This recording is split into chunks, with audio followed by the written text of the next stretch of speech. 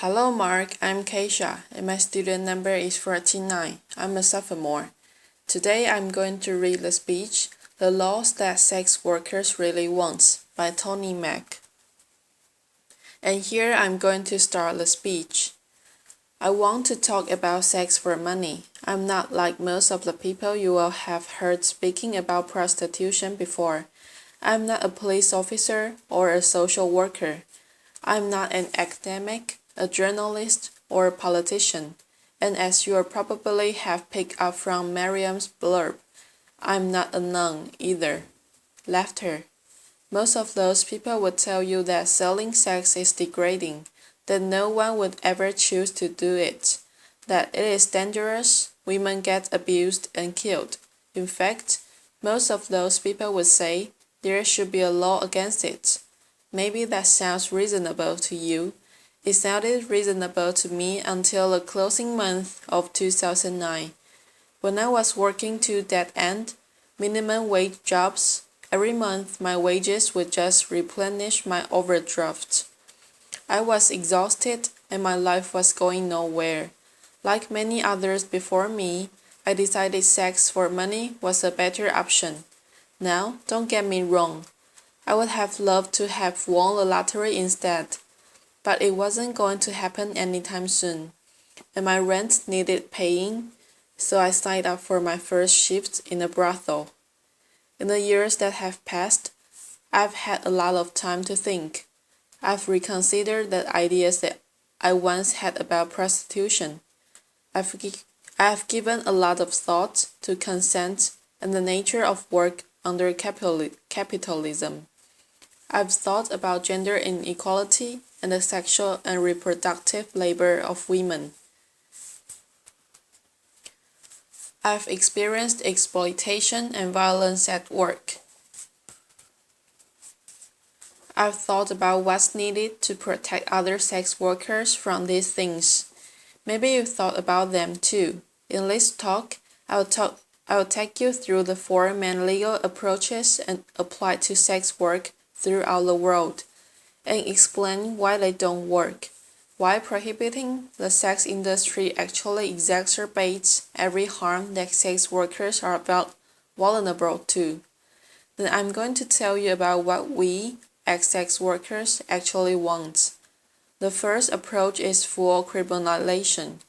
Half the world, including Russia, South Africa, and most of the US, regulates sex work by criminalizing everyone involved. So that's seller, buyer, and third parties. Lawmakers in these countries apparently hope that the fear of getting arrested will deter people from selling sex. But if you are forced to choose between obeying the law and feeding yourself or your family, you are going to do the work anyway and take the risk. Criminalization is a trap. It's hard to get a conventional job when you have a criminal record. Potential employers won't hire you, assuming you still need money. You'll stay in a more flexible, informal economy. The law forces you to keep selling sex, which is the exact opposite of its intended effect. Being criminalized leaves you exposed to mistreatment by the state itself. In many places, you may be coerced into paying a bribe or even into having sex with a police officer to avoid arrest. Police and prison guards in Cambodia, for example, have been documented subjecting sex workers to what can only be described as torture, threats at gunpoint, beating, electric shocks, rape, and denial of food. Another worrying thing, if you are selling sex in places like Kenya, South Africa, or New York, a police officer can arrest you if you quote carrying condoms, because condoms can legally be used as evidence that you are selling sex. Obviously, this increases HIV risk. Imagine knowing you are busted carrying condoms. It's be used against you. It's a pretty strong incentive to leave them at home, right? Sex workers working in these places are forced to make a tough choice between risking arrest or having risky sex. What would you choose? Would you pack condoms to go to work? How about if you are worried the police officer would rape you when he got you in the van? The second approach to regulating sex work seen in these countries is partial criminalization, where the buying and selling of sex are legal, but surrounding activities like brothel keeping or soliciting on the streets are banned. Laws like this, we have them in the UK and in France, essentially say to us sex workers, hey, we don't mind you selling sex, just make sure it's done behind closed doors and all alone. And brothel keeping, by the way, is defined as just two or more sex workers working together. Making that illegal means that many of us work alone, which obviously makes us vulnerable to violent offenders. But we are also vulnerable if we choose to break the law by working together.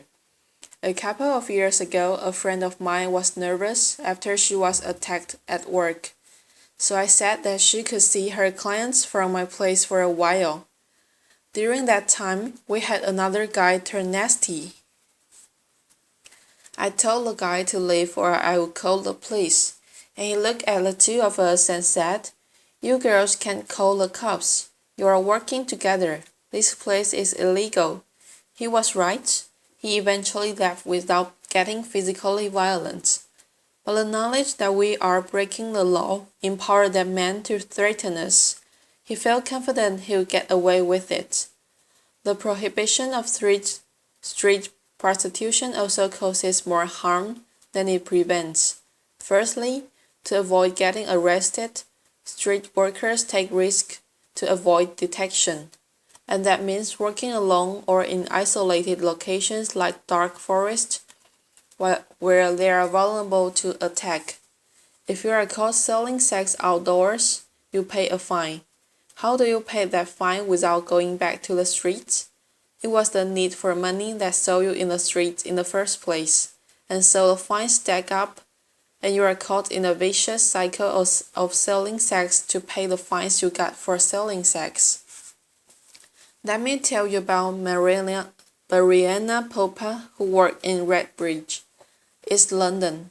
The street workers on her patch would normally wait for clients in groups for safety in numbers and to warn each other about how to avoid dangerous guys.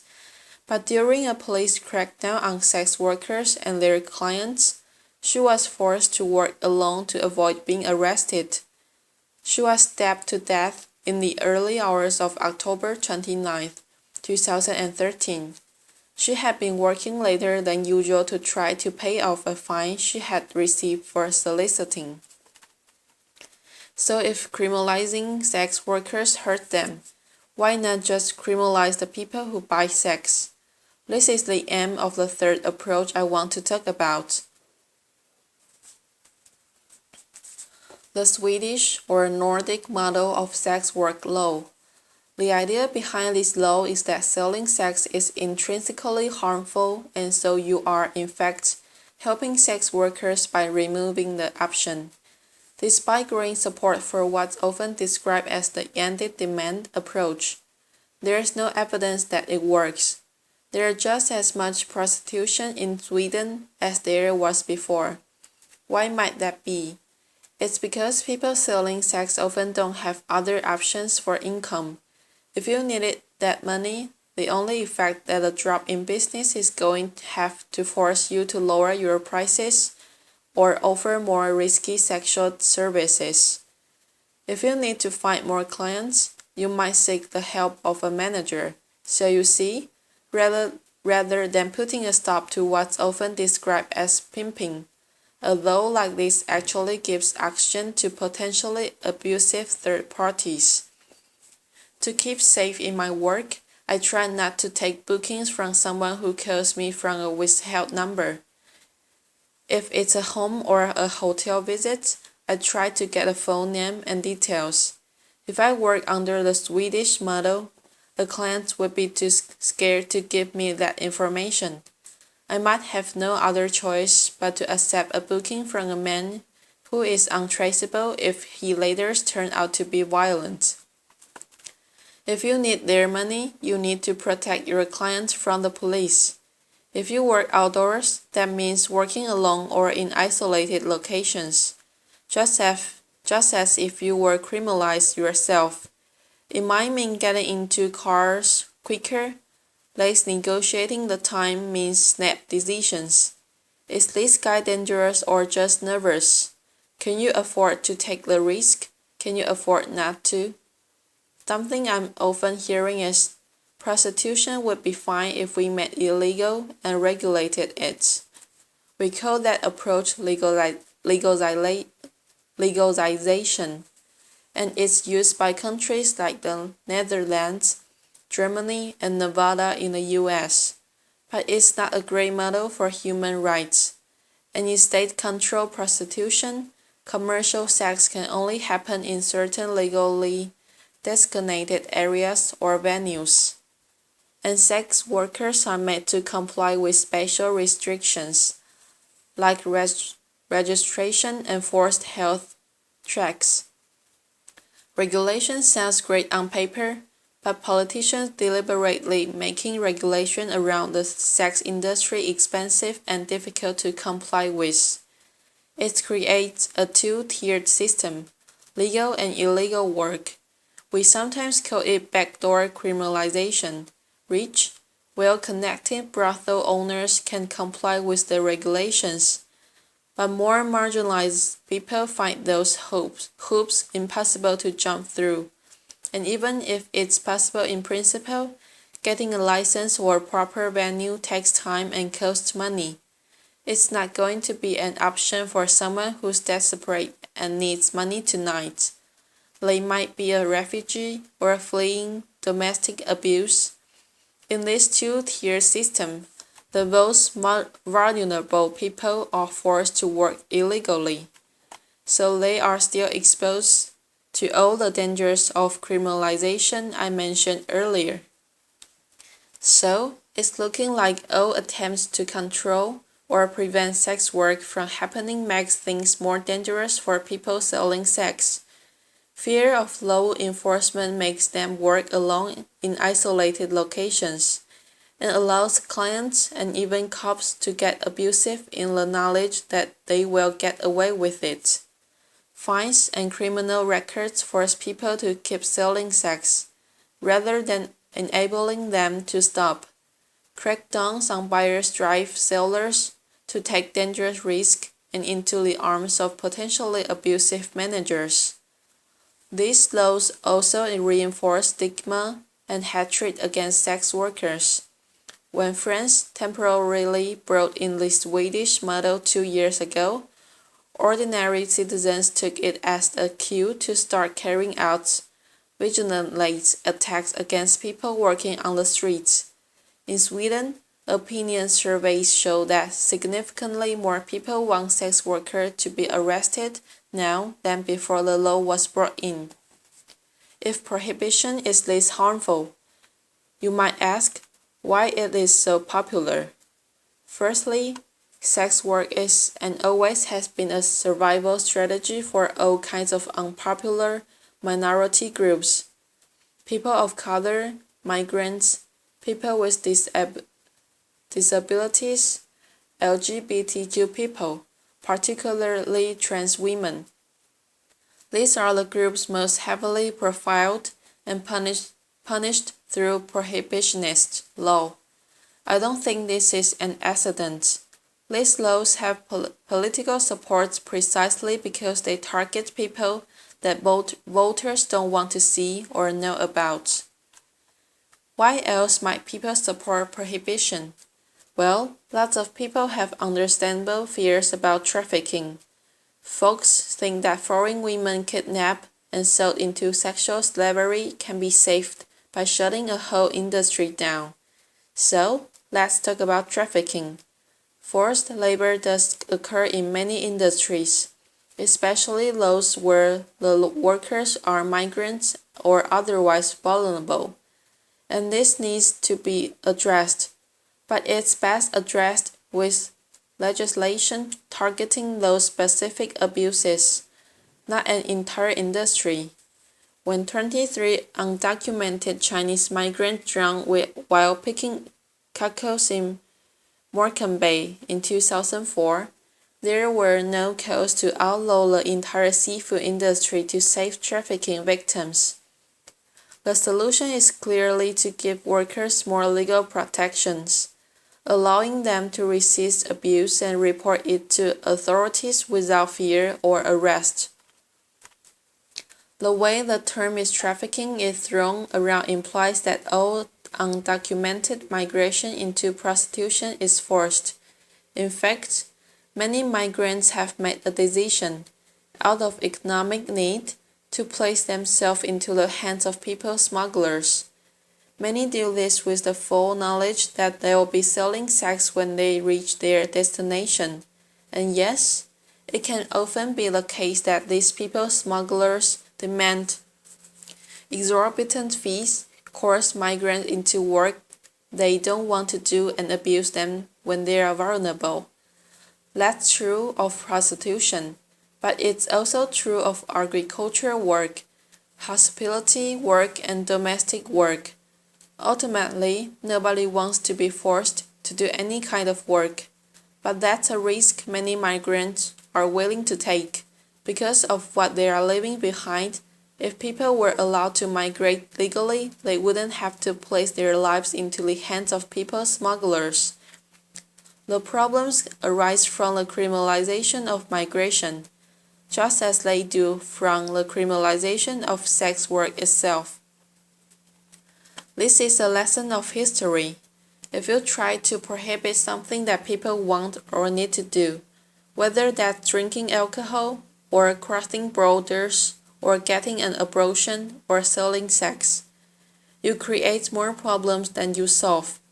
Prohibition barely makes a difference to the amount of people actually doing those things, but it makes a huge difference as to whether or not they are safe when they do them. Why else might people support prohibition? As a feminist, I know that the sex industry is a site of deeply entrenched social inequality. It's a fact that most buyers of sex are men with money, and most sellers are women without. You can agree with all that I do and still think prohibition is a terrible policy. In a better, more equal world, maybe there would be far fewer people selling sex to survive, but you can't simply legislate a better world into existence. If someone needs to sell sex because they are poor, or because they are homeless, or because they are undocumented and they can't find legal work, taking away that option doesn't make them any less poor, or house them, or change their immigration status. People worrying that selling sex is degrading. Ask yourself, is it more degrading than going hungry or seeing your children go hungry? There is no code to ban rich people from hiring nannies or getting manicures, even though most of the people doing that labor are poor. Migrant women is the fact of poor migrant women selling sex specifically that has some feminists uncomfortable. And I can understand why the sex industry provokes strong feelings. People have all kinds of complicated feelings when it comes to sex. But we can't make policy on the basis of mere feelings, especially not over the heads of the people actually affected by those policies. If we get fixated on the abolition of sex work, we end up worrying more about a particular manifestation of gender inequality, rather than about the underlying causes. People get really hung up on the question, well, would you want your daughter doing it? That's the wrong question. Instead, imagine she is doing it. How safe is she at work tonight? Why isn't she safer? So we'll have to look at full criminalization, partial criminalization, the Swedish or Nordic model, and legalization, and how they cause harm. Something I never hear asked is, what do sex workers want? After all, we are the ones most affected by these laws. New Zealand decriminalized sex work in 2003. It's crucial to remember that decriminalization and legalization are not the same thing. Decriminalization means the removal of laws that punitively target the sex industry, instead treating sex work much like any other kinds of work. In New Zealand, people can work together for safety.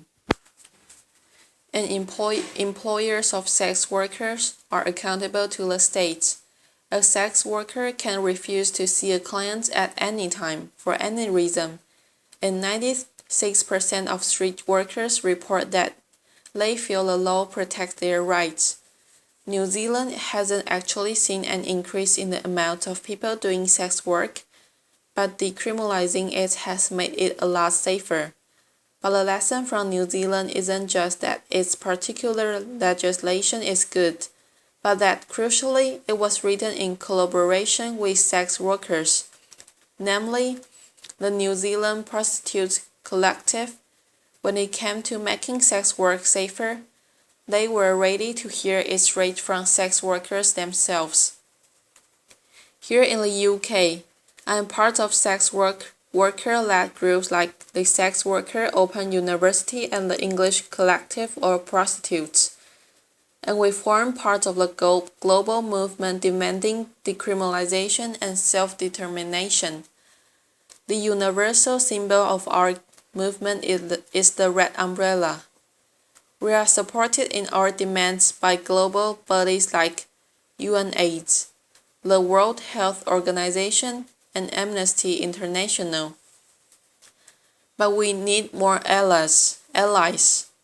If you care about gender inequality or poverty or migration or public health, then sex workers' rights matter to you. Make space for us in your movements. That means not only listening to sex workers when we speak, but amplifying our voices. Resist those who silence us, those who said that a prostitute is either too victimized, too damaged to know what's best for herself, or else too privileged and too removed from real hardship, not representative of the millions of voiceless victims. This distinction between victim and empowered is imaginary. It exists purely to discredit sex workers and make it easy to ignore us. No doubt many of you work for a living. Well, sex work is work too. Just like you, some of us like our jobs, some of us hate them. Ultimately, most of us have mixed feelings, but how we feel about our work isn't the point, and how others feel about our work certainly isn't. What's important is that we have the right to work safely and on our own terms. Sex workers are real people. We've had complicated experiences and complicated responses to those experiences. But our demands are not complicated. You can ask expensive escorts in New York City, brothel workers in Cambodia, street workers in South Africa, and even every girl on the roster at my old job in Soho. And they will all tell you the same thing. You can speak to millions of sex workers and countless sex work-led organizations. We want full decriminalization and labor rights as workers. I'm just one sex worker on the stage today, but I'm bringing a message from all over the world. Thank you. Applause. This is the end of the speech. Goodbye, Mark.